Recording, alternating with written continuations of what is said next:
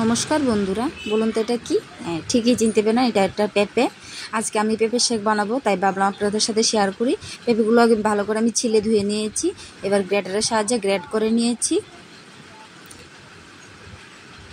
আমার কাছে পেঁপে শাক খুবই ভালো লাগে, তাই ভাবলাম আপনাদের সাথে শেয়ার করা যাক। এখানে আলু নিয়ে নিয়েছি, কড়াইতে তেল দিয়ে আমি আগে আলুগুলো ভালো করে একটু ভেজে নেব।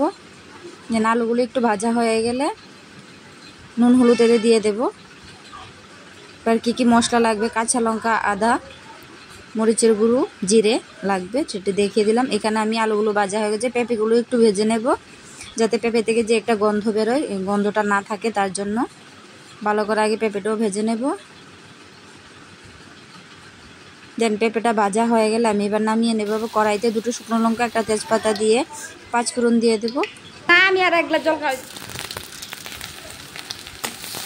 দিয়ে আবারও ভালো করে একটু ভেজে নেব। দেন আমি পেঁপেগুলো দিয়ে দেব, আলুটাও দিয়ে দেবো এর সঙ্গে, দিয়ে ভালো করে একটু কষিয়ে নেব। এবার আমি এতে জিরে গুঁড়ো, হালকা একটু লঙ্কা গুঁড়ো, লবণ পরিমাণ মতো দিয়ে দেব। দিয়ে সামান্য পরিমাণ মতো একটু চিনি দিয়ে দেবো স্বাদ অনুযায়ী।